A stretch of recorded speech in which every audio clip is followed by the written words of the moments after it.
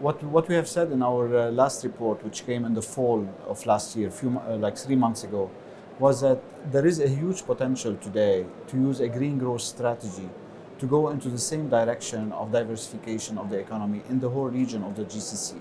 And what we're saying that if they go into a green growth strategy and they use a green transition, they can actually use more of the technology that's available there. And by doing that, they will increase their productivity. And by increasing their productivity, there is a potential for increase in additional growth of 5% per year for the GCC as a whole. And what we put in that report are actual number of estimates, of course. Today, or like last year, the GCC economy is expected to be around $2 trillion. If they continue as business as usual, what they have done for the last 3-4 decades, and growing approximately on average at 4%, their economy by 2050, the combined economy of the GCC will be $6 trillion.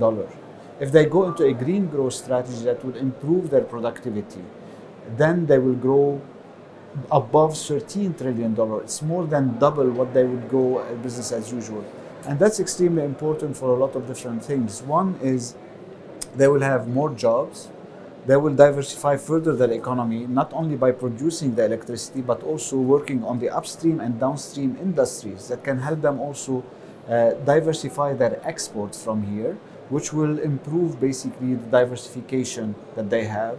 They can employ also their young people, young talented women actually that have started to flock into the job market because of all also the reform that has helped actually women being part of the economy, especially here, but also we have seen this in Saudi Arabia and Bahrain and so on.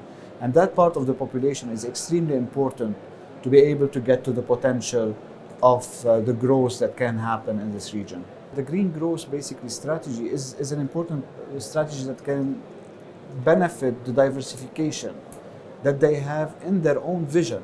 So in their own vision, this is what they want to do. So if they move into the green transition and they start, for example, producing their electricity from renewable, which is the cheapest today to produce, it's around 1 cent. That's their cost here. It's 1 cent per kilowatt, compared to like 5, 6, 7, or 8 cents from oil and gas.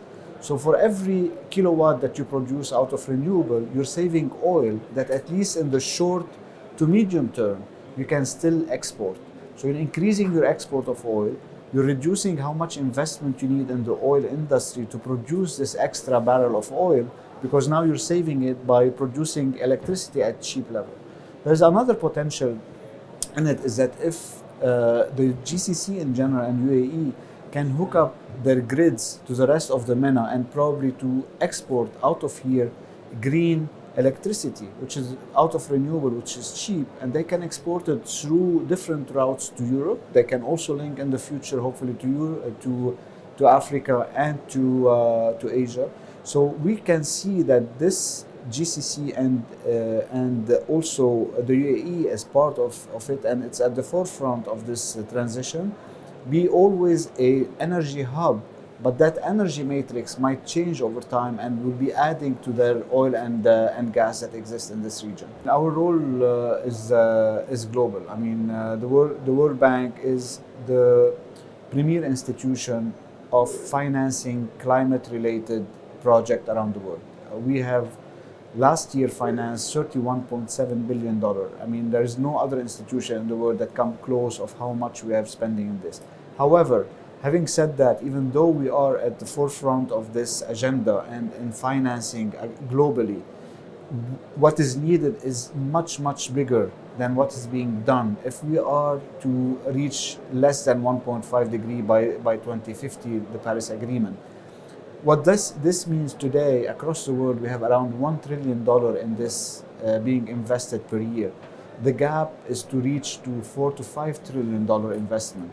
So there is a huge potential basically for the private sector to come in and do the job here. But the private sector need the right ecosystem for private investment to come in a lot of different parts of the world. And that is also a big potential for big companies and medium companies from the GCC actually not only to invest in renewable and the energy transition inside the GCC, but to go and be multinational. They have the capital, they now have the know-how, and they know basically how to grow multinationally. There are also different examples here in this. Masdar is one here, Aqua Power across the border. So the examples are there, and they can benefit not only within the GCC of growing into the green agenda, they can actually be at the global stage.